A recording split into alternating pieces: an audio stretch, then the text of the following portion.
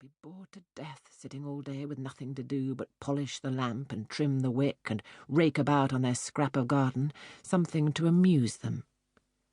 For how would you like to be shut up for a whole month at a time, and possibly more in stormy weather, upon a rock the size of a tennis lawn? She would ask, and to have no letters or newspapers, and to see nobody. If you were married, not to see your wife, not to know how your children were, if they were ill, if they had fallen down and broken their legs or arms, to see the same dreary waves breaking week after week, and then a dreadful storm coming, and the windows covered with spray, and birds dashed against the lamp, and the whole place rocking, and not be able to put your nose out of doors for fear of being swept into the sea. How would you like that? She asked, addressing herself particularly to her daughters.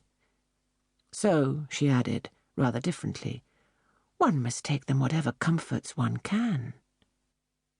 "It's due west," said the atheist Tansley, holding his bony fingers spread so that the wind blew through them, for he was sharing Mr. Ramsay's evening walk up and down the terrace. That is to say, the wind blew from the worst possible direction for landing at the lighthouse.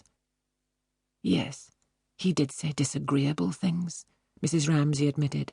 It was odious of him to rub this in and make James still more disappointed. But at the same time, she would not let them laugh at him. "The atheist," they called him. "The little atheist." Rose mocked him. Prue mocked him. Andrew, Jasper, Roger mocked him. Even old Badger, without a tooth in his head, had bit him for being, as Nancy put it, the 110th young man to chase them all the way up to the Hebrides, when it was ever so much nicer to be alone.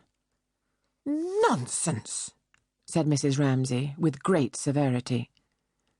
Apart from the habit of exaggeration which they had from her, and from the implication, which was true, that she asked too many people to stay, and had to lodge some in the town, she could not bear incivility to her guests, to young men in particular, who were poor as church mice, exceptionally able, her husband said, his great admirers, and come there for a holiday. Indeed, she had the whole of the other sex under her protection, for reasons she could not explain, for their chivalry and valour, for the fact that they negotiated treaties, ruled India, controlled finance. Finally, for an attitude towards herself which no woman could fail to feel or to find agreeable, something trustful, childlike, reverential, which an old woman could take from a young man without loss of dignity, and woe betide the girl, pray heaven it was none of her daughters, who did not feel the worth of it, and all that it implied, to the marrow of her bones. She turned with severity upon Nancy. He had not chased them, she said. He had been asked. They must find a way out of it all. There might be some simpler way, some less laborious way, she sighed.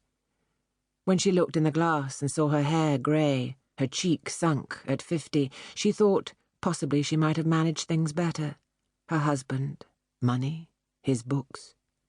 But for her own part, she would never for a single second regret her decision, evade difficulties, or slur over duties. She was now formidable to behold, and it was only in silence, looking up from their plates, after she had spoken so severely about Charles Tansley, that her daughters, Prue, Nancy, Rose, could sport with infidel ideas which they had brewed for themselves of a life different from hers. In Paris, perhaps, a wilder life, not always taking care of some man or other. For there was, in all their minds, a mute questioning of deference and chivalry, of the Bank of England and the Indian Empire, of ringed fingers and lace, though to them all there was something in this of the essence of beauty, which called out the manliness in their girlish hearts, and made them, as they sat at table beneath their mother's eyes, honour her strange severity, her extreme courtesy, like a queen's raising from the mud to wash a beggar's dirty foot, when she admonished them so very severely about that wretched atheist who had chased them, or, speaking accurately, been invited to stay with them, in the Isle of Skye. "There'll be no landing at the lighthouse tomorrow," said Charles Tansley, clapping his hands together as he stood at the window with her husband. Surely, he had